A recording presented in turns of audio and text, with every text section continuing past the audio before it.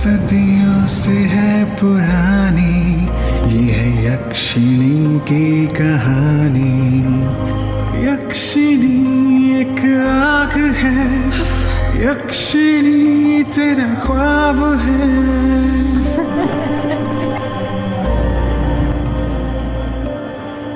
यह कहानी शुरू होती है मेघालय और असम बॉर्डर के बीच पड़ने वाली किश्नोई नदी की, जहाँ एक यक्षिणी नाम की डायन रहती थी।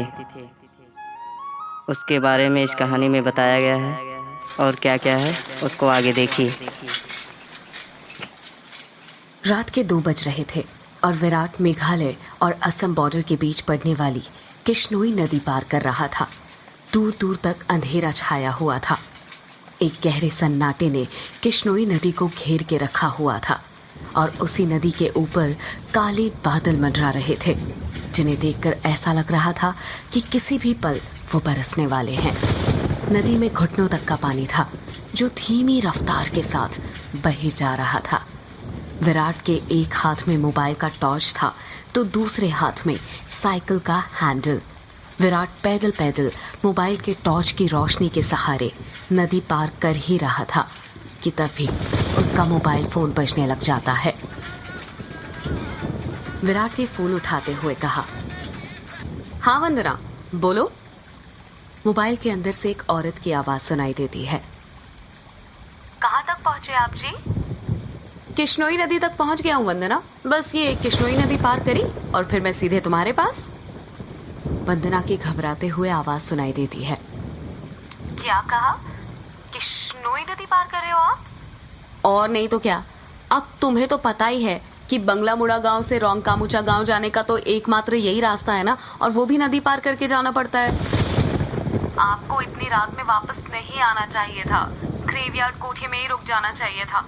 आपको पता है ना, नदी के पास वो घूमती है। विराट हैरानी के साथ पूछता है, वो घूमती है मतलब? आपको सब पता है, पर फिर भी आप जानबूझकर ऐसा बोल रहे हैं ना। माँ जी ने बताया था ना कि नदी पार करते वक्त उसका नाम नहीं लेना चाहिए, वरना वो सच में आ जाती है। वंदना, तुम भी ना कहाँ माँ की बातों में आ गई। लगता है माँ ने तुम्हें भी यक्षिणी की कहानी। विराट अपनी बात पूरी करता उससे पहले ही वंदना घबराते हुए कहती है, चुप हो जाओ जी। हे काली माँ, मेरे पति की रक्षा करना और अनजाने में इनसे जो अनर्थ हुआ है उसके लिए माफ कर देना। अब ये कभी उसका नाम नहीं लेंगे। विराट हंसते हुए कहता है, क्या वंदना, तुम भी ना, ये यक्षिणी वक्षिणी ना कुछ नहीं होता, समझी? ये सब बस मनगढ़ंत बातें हैं जो गांव वालों ने बनाई हैं, और कुछ नहीं। आप नहीं मानते तो मत मानिए, पर मैं तो मानती हूँ ना। आप अपना जल्दी से आ जाइए बस। हाँ वंदना, आ रहा हूँ, बस ये नदी तो पार कर लूं पहले। अच्छा, मैं रखती हूँ, जल्दी आना। वंदना फोन कट कर देती है और विराट वापस से नदी पार करने लग जाता है। अभी विराट ने 1-2 कदम आगे बढ़ाए ही थे कि तभी उसको पायल बजने की आवाज सुनाई देती है। विराट को लगता है कि उसके पीछे से कोई लड़की भागते हुए निकली हो। पायल की आवाज सुनकर विराट जहां पर था वहीं पर रुक जाता है और पीछे मुड़कर देखने लग जाता है। जब वो पीछे मुड़ता है तो सिवाय अंधेरे के उसे कुछ दिखाई नहीं देता।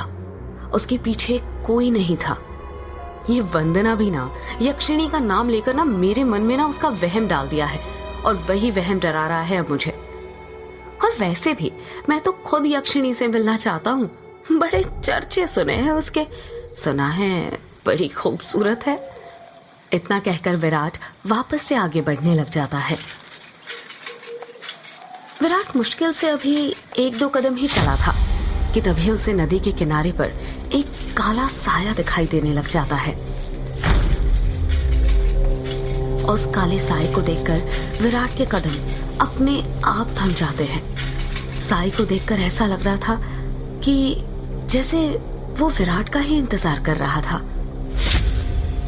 काले साए के पास से पायल के बजने की आवाज और चमेली के फूल की खुशबू आ रही थी। विराट के हाथ पैर कपकपाने लग गए थे। विराट डरते हुए कहता है, कहीं वंदना की बातें सच तो नहीं थी? ये यक्षिणी तो नहीं? लंबे लंबे काले नाखून थे जो चाकू की तरह पैने थे। विराट डरते हुए निकालने लग जाती है। जैसे ही यक्षिणी अपना हाथ विराट के सीने से बाहर निकालती है, विराट अपना दम तोड़ देता है, क्योंकि लेखक खुद से कहता है, चलो ये भाग तो पूरा हुआ। अब दूसरे भाग में वंदना अपने पति की मौत का बदला लेगी, साथ में यक्षिणी के अभिशाप का पता भी लगाएगी और उसे ना इस अभिशाप से मुक्ति दिलाएगी।